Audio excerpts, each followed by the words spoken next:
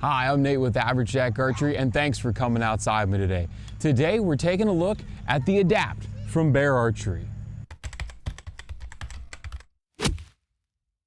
So we are a very proud bear dealer here in Central PA. Our address is 21 North Front Street in Phillipsburg, PA. If you're in the area, definitely swing by and check out the Adapt for yourself. We might potentially down the road have some to ship out across the country as well, the lower 48, but that'll be later down the road. Today I want to go over the overview of this bow. I've been shooting a little bit. I have a D-loop attached, a whisker biscuit. It's bare bones otherwise. Talk a little bit about how this bow fits at its price point and what I really like about this bow from right out of the gate. First things first, it is 32 inches axle to axle. It is a phenomenal crossover, do-it-all, fit a lot of people type of bow. 32 inches axle to axle is right in that mid-range from like 31 to 33, where a lot of people can really fit to have a good string angle, even at my long draw length. Which brings me to the draw length for this bow, goes up to 31 inches, which accommodates dudes my size, 6'3", 6'4", 6'5", and that even allows them with that 32 inch axle to axle that allows that string length then to be really nice actually on the face, and then accommodates way down into the shorter draw lengths too, ranges of 45 to 60 pounds and 55 to 70 pounds. This bow is really meant to fit everybody. So along with that really optimum axle to axle length of 32 inches, it makes it maneuverable, but it makes it long enough to be really comfortable and really repeatable, and also allow for that litany of different draw lengths, and particularly out to my 31 inches, it offers a lot of adjustment elsewhere, 45 to 60 pounds or 55 to 70 pounds on the limbs. I wish this was a common practice for any flagship bow, that to offer it more than just 10 pounds of weight range. I don't need 5 to 70 pounds like you get on some super high adjustable budget bows, but 15 pounds, that's really nice. It really allows somebody to work in around that 44 to 45 pound range depending on the spec of the bow, and work their way up to 60 if they want to, and vice versa, 55 up to 70. I think it really is a quality that Bear bows, they carry on the species, they carry it on, I think almost all of their mid-level bows have that 15 pound weight range, and it's really nice. Also, another piece of modularity that you have before we even get to talking about the cam is the grip itself. Now, this is a rubberized grip. It's different from Bear grips of the past. It's actually quite comfortable. I'm not an overmolded rubber grip type of person. I like to shoot right off the riser, but this is actually quite repeatable. It's not too chunky, but if you are coming from a PSE, if you're coming from a Hoyt, or if you're coming from the Mission lineup, this is going to feel very familiar to you, and it's going to be very repeatable. But you can, with just these two Allen keys, two Allen screws, you can take them out and you can shoot it off the riser, which is how I definitely would want to shoot it. It actually is machined under here, not just to accept this grip, but to actually be its own machine grip as well. And it just has the desert tan look, the flat dark earth, if you will. I think that Bear kind of misnomered this pour. They call it the throwback tan or whatever, and it makes it sound really 1980 and really janky and outdated. I think if they named it like a flat dark earth or a desert sand, I think it'd be a lot better named. It is a really nice color. Online it actually looks much brighter, but you see in person at least, it looks really nice with the Fred Bear, the retro camel that they've brought back. It has much more of a flat dark earth feel than say a tan, which sounds like beige, which just sounds terrible. So good axle to axle length, good weight range, adjustable grip. Let's talk about the cam. This is a single cam bow, and it's very reminiscent of their other species series, which like the Resurgence LD, which is their long draw bow after 32 inches, or the species EV that they're currently making.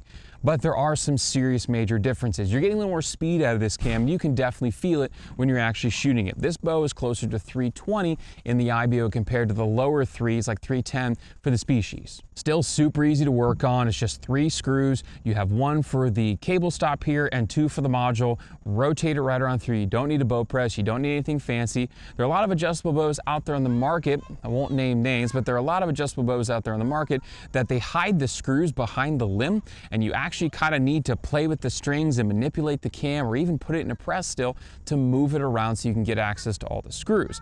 That's not the case here with the Bears. They're wide out in the open. They're super easy to work on.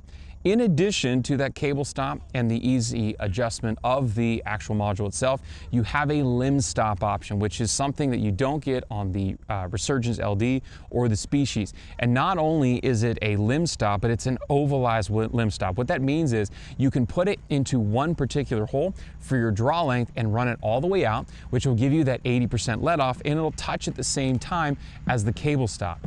Or if you want, which I've done, I've run it all the way in, and I actually get closer to like a 75% let off, which is what I personally prefer to shoot out of a single cam bow. I do a lot of shooting year round, and so even when I do my target stuff in the 3D summertime or indoor spots during the winter, I like shooting closer to 70-75%. This allows that. The bow is set up exactly the same, it's the exact same draw length, but now I've shortened the draw length a little bit by increasing, or rather decreasing, my let off. I've shortened up a little bit. I really have to pull into the back wall, and I really get a lot of good, strong quality back tension as I work my way through the shot. I don't know if that was the intention of Bear doing this, but it works out really, really well. You don't get this in a mid-level price point bow. This is something you get out of a flagship level bow, like on the target bows, like the Elite Rezult, the Encore. You can do it with a little bit on the bow tech by changing the size, the diameters of the draw stop, but everything else really has to kind of be a little bit backwards retrofit engineered. This comes right on the cam, and for a bow that's well less than 500 MSRP, it's really nice. So why don't we go ahead and actually shoot it here, put some arrows down range. You got a target here about 5 yards, no sight on the bow, no stabilizer. I want to give you my honest feedback on it. I've shot it a bunch though, so this is already something that, you know, is not unfamiliar for me. But the bow, I will tell you, feels really nice. It definitely does have a little bit of a stiffer draw cycle towards the back end because of the 320 speed. Also, I have it set up for me, which is the 31 inches. I don't recommend people, if you can, you know, afford it, if you necessarily, not monetarily, but if you could actually make it happen, to get a bow that doesn't max out at your draw length. Take it from a big guy. I've shot a lot of bows at max draw length through the cam, and the cams just aren't optimized for that. But even still, this feels really good. I tested the species at 2960. This is at 3160 with that limb stop activated. So let's actually go through the draw cycle here. Very linear right here at the beginning, and then right like there it goes into the valley. And it's not too bad, and you see it. I mean, look how much play I have here. It's just like the species. I'm easily letting this up here, and it definitely doesn't want to rip my shoulder off. I could probably I don't like shooting 70-pound bows. It's not my thing. I think 60 pounds is plenty for any North American big game animal. So I think though, to get a little bit more speed out of it, just for fun, I'd probably even shoot this bow at 70. Or a 70-pounder set to 65. But right now I have the limb stop activated, the card's in the way, but I'm not even getting to the cable stop. It's actually getting closer, like that 75% let off, like I said earlier, trying to push these tags out of the way. It's getting close to that 75% let off, and so I'm not even getting to a full 31 inches of draw length, which is fine for me. Let's take a shot here. Look at that, the string angle is very nice. It's definitely acute, being a 32-inch bow. It's very quiet, very minimal vibration. I was blown away by the species when I brought it into the store. I thought for 400 and some odd bucks as a package bow, you just absolutely couldn't beat it. I sold a couple Resurgence LDs, the long draw version, which they only sell bare. No accessories on it, and throw accessories on it, but still for less than 600 bucks, you're well out the door. This bow fits in that exact same category. I really do like this bow. I do wish they offered maybe like an olive color to match this limbs, or like maybe like a darker chocolate, like a musket brown type deal. I think if they offered that, I mean, they could sell these things hand over fist. But that limb, I mean, look, there's no play on a limb stop, none whatsoever. Just super quiet, super repeatable, just a little puff of vibration. That's without a stabilizer. This is a cast risered bow. I mean, there's a lot of quality out of this thing that's in the sub 500, made in the USA down in Florida. I mean, I like the strings. It's kind of cool. They offer the string colors to match the camo, to match the bow. The species only comes with the orange and brown. No, they're starting to throw in different colors as well. But I think if they could throw in different colors of strings, you know, maybe a couple different riser option colors. I think if you threw another 50, 60 bucks in the price, I think it would still be a really, really nice bow. And I think you're getting like, you know, 4 or 5 bows in one. And what I mean by that is you have a bow that you can shoot with or without the grips. That's 2 different styles of bows. You got a bow that you can shoot at 70, 75, 80% let off, limb stop or cable stop. I mean, the options with this bow are almost limitless in the tuning and shooting department, and it costs less than 500 bucks. I mean, that's absolutely amazing. There's not a single bow that I know of on the market, outside of maybe like the Bowtech Amplify, that offers this level of quality for that kind of price point.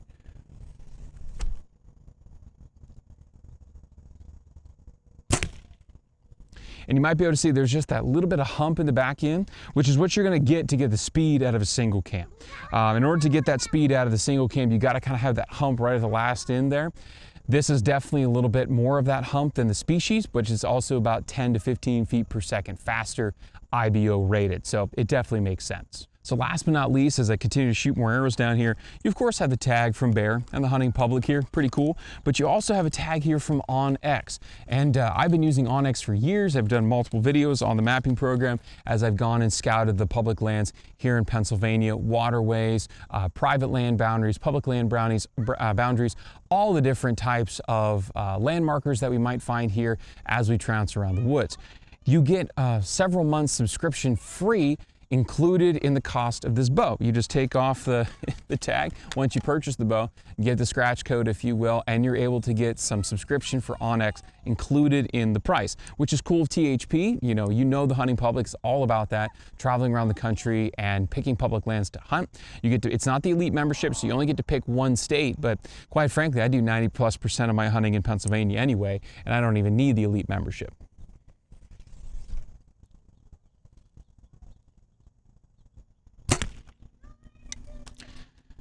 There are very few things to not like about with this bow.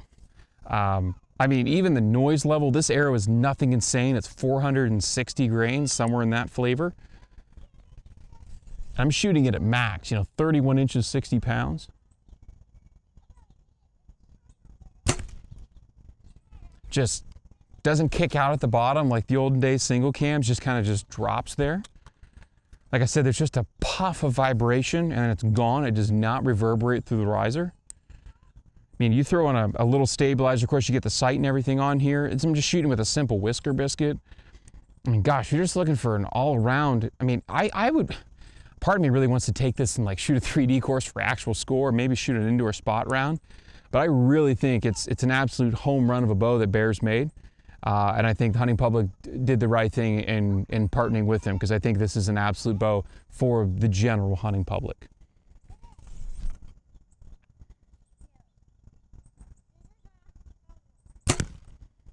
So that's for my thoughts on the THP edition, the Bear Adapt here from Bear Archery, new for 2022. I think they've made themselves an absolute slam dunk. If you're interested, check out your local Bear Archery dealer. They're also available at Bass Pro and Cabela's.